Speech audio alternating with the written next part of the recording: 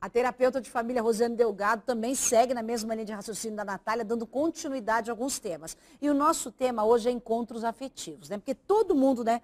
Todo mundo anseia na vida por uma realização amorosa, por uma relação amorosa. E a gente faz hoje uma pergunta importante para você, que é: nestes encontros afetivos, muitas vezes a gente projeta as nossas necessidades no outro. Esse é um caminho? Boa noite, Magna. Boa noite a todos. Bom, na verdade a gente pode dizer o seguinte, não é o caminho, né? Na hora que a gente projeta ou na verdade a gente transfere, né, essa missão para o outro de atender nossas necessidades, né? Então, todas as nossas necessidades. Então essa projeção não é uma forma de você encontrar, porque o encontro sempre lembra a alma gêmea, né? Eu quero encontrar a alma gêmea, que acaba distorcendo a nossa visão sobre esses encontros afetivos. Isso mesmo, até porque a questão de alma gêmea, a gente vai pensar em duas pessoas que são incompletas, né? E na verdade nós somos completos.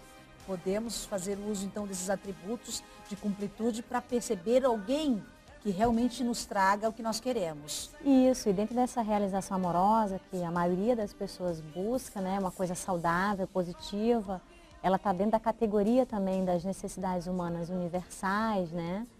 E que é bacana você poder ter essa troca de afeto, de interdependência, de conexão com uma outra pessoa, é super positivo. Porque, na verdade, essa troca, quando ela tem um nível mais maduro, que ela vai envolver o que? Amizade, respeito e compreensão mútua, ela tende o quê? A trazer para nós uma condição de autoconfiança, de mais firmeza em relação ao contato com as pessoas como um todo, né? Então, se a projeção não é positiva, o ideal seria, então, entender melhor o outro, a realidade do outro. Essa talvez seja a grande questão. Sim, isso mesmo. Além de entender a realidade do outro, é importante a gente entender a nossa, né? Para a gente saber o seguinte, qual é a minha necessidade? Então, às vezes aparecem muitas mulheres no consultório, né, com a questão de conflitos ou problema de separação e com um sofrimento muito grande, que a gente vê que é um sofrimento real, é uma dor que de fato está ali, está existindo, e em função da questão da separação. E a gente vai investigando a fundo, e em alguns casos a gente observa que não é pela perda do parceiro, seja numa condição de separação ou de morte, né? Mas é porque aquela expectativa que ela tinha de realizar, na verdade, um desejo muito grande, de ter um companheiro, de formar uma família, aquilo não se concretizou.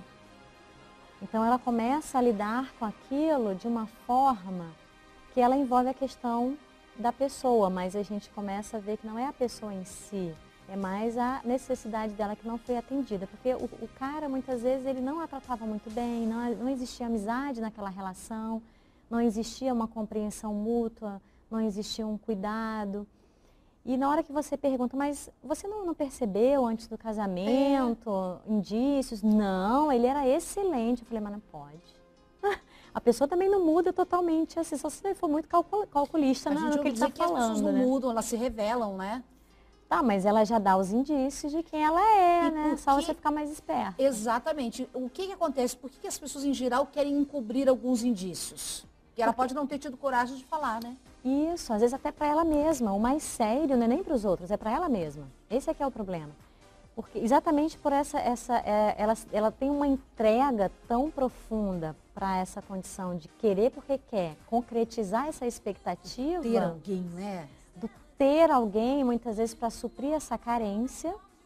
E isso, muitas vezes, ou a maioria das vezes, a gente pode dizer assim, leva para um caminho de sofrimento. Porque normalmente quando você se doa, esquecendo de você, você vai estar sempre querendo agradar o outro, só que nunca vai ser suficiente. E você vai se afastando cada vez mais da sua essência, de você, das suas necessidades. E isso vai crescendo todo em volta um sofrimento. Depois vem a questão de queixas. Ah, mas eu fiz tudo isso por você. Em algumas respostas ele até pode dizer, ué, você fez porque quis, né? Em algum contexto ele pode dar essa resposta. Ainda, né? Aí ela vai ficar mais brava, entendeu? Mas de fato é isso, ela fez essa escolha. Então você entrar num relacionamento pelo fato da carência em si é muito perigoso. Porque a carência, ela não é uma boa conselheira. A tendência é a pessoa, dentro da carência, ela fechar, né, a questão da racionalidade dela e ela se colocar em situações que não são positivas, né, para ela. Você acredita que todo mundo tem uma tampa da panela? Eu acho que existe um encaixe. E o que é que está acontecendo, então, com essas estatísticas aí de solteiros cada vez mais presentes, né, dando o seu alô no Dia dos Namorados? Pois se é, manifestando. Né? Se manifestando. Tem uma questão também, assim, as pessoas têm uma dificuldade muito grande de lidar com o sexo, né, com a questão da sexualidade, né? Então, se a pessoa ela não sabe lidar com isso, ela tem, não, o meu negócio é quantidade, né, qualidade, aí isso é um problema. Ela não vai conseguir, geralmente isso acontece muito com o homem, né? Ele não vai conseguir se assentar. Porque é importante a gente, na questão da vida adulta, conseguir ter um relacionamento sexual, afetivo sexual maduro. Porque você ter vários parceiros, você não consegue amadurecer. Você fica sempre no oba-oba, né? E a percepção que a gente tem hoje é justamente isso, né? Que as pessoas estão nesse momento, muitas, né? Estão nessa questão da quantidade. Isso, sem qualidade, sem comprometimento, né? Essa falta de comprometimento pode ter fundo em quê? Pode ter uma séria questão de processo emocional, a gente já pode entender. Às vezes a pessoa é covarde para querer assumir que sofreu, não quero sofrer de novo, mas como é que a gente vai saber? É só fazendo, aprendendo, levantando, sacudindo a poeira e continuar em frente. E a gente tem dois lados desse encontro afetivo, né? Aquele que se entrega sem essa olhar da realidade do outro e esse que tem esta aversão ao compromisso, vamos chamar assim. Fica com freio de mão, né? O freio de mão toda. E aí? As duas condições elas não favorecem a questão de você ter esse amadurecimento, porque esse amadurecimento ele vai exigir o quê? Você ser inteiro para o outro e permitir que o outro também entre na sua vida de forma inteira e não fique na superficialidade da questão da relação, né? Eu li aqui, a gente tem até um artigo que você pode acompanhar na página, né? Esse artigo que você me mandou do Multivínculos está ali para você analisar também. E você diz o seguinte, que o passo inicial para sair desse entrave afetivo é aprender a discriminar, nomear, acolher e compreender os próprios sentimentos. Isso mesmo. Saber assim, o que eu estou sentindo? Eu estou magoada com a pessoa? Então tá, o que é o melhor fazer nessa situação? É mágoa que eu estou sentindo? É ciúme? Porque se ela misturar tudo e não souber diferenciar, até para ela poder saber o caminho que ela vai tomar para poder encaminhar a situação, ela pode entrar num processo de equívoco. Isso vale, também estou lendo aqui, desde a relação conjugal até uma simples amizade. Uma simples amizade. Às vezes a gente tira conclusões precipitadas, às vezes não é o outro, às vezes o problema somos nós mesmos, pela dificuldade da leitura dos nossos sentimentos, porque às vezes a gente quer, muitas vezes a gente atribui o outro a tarefa de que ele tem que resolver todos os nossos problemas, que envolve a questão das necessidades. Só que ninguém tem a obrigação de resolver os nossos problemas. A única pessoa que tem a obrigação somos nós mesmos. Agora, é claro, a vida humana ela é estabelecida de uma forma que é importante que a gente tenha relações de interdependência. Aí é diferente. A interdependência, a proposta dela é a gente poder estabelecer relações ganha-ganha. E não perde-perde ou perde-ganha. Seja ela na vida profissional, seja ela na vida afetiva. Né? Que é um modelo que hoje está muito em vigência, né? Sim. Nós queremos mudar um pouco isso e eu acho que muita informação tem sido repassada, mas as pessoas talvez não estejam levando tão a sério quanto deveriam esta situação. Sim. Porque a gente vê cada vez um número maior de queixas e essas queixas com um número maior de artigos que estão sendo apresentados, mas um fundo. Onde é que está o fundo de toda essa situação? É verdade.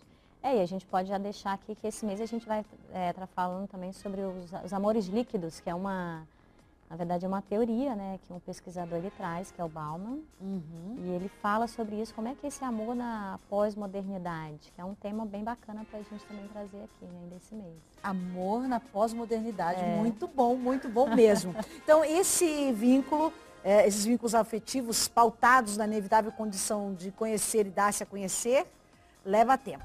Não é garantia de sucesso. E não é garantia, assim. Às vezes você investe, dá de tudo, assim, de tudo que você tem de bom, você vai, passa para aquela pessoa, mas às vezes não tem aquela correspondência. E é importante a gente saber disso. Por quê?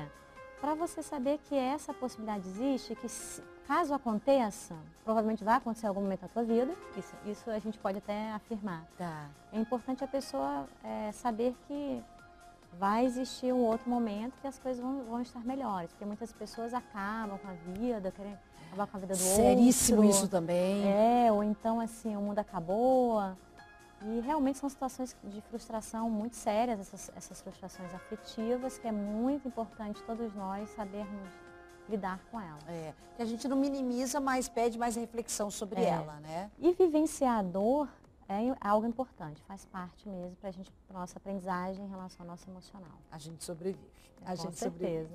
Obrigada, Rosiane, pela participação. Mais uma vez a gente chama a sua atenção para a página, né, o blog da doutora Rosiane, falando sobre esses e outros temas. Faço questão de chamar a sua atenção para que você leia, você que está neste momento, dia 12, está chegando, para alguns ainda bem que cai no domingo, né, porque domingo é um dia mortão, ninguém está muito aí, se cai um sábado, sexta-feira, que é de balada, já era complicado, mas domingo já está mais morto, e se você está nessa relação aqui, ou está com o pé lá, dá uma lidinha nesse artigo aqui. Obrigada. Até o próximo encontro. Obrigada a você. Até o próximo.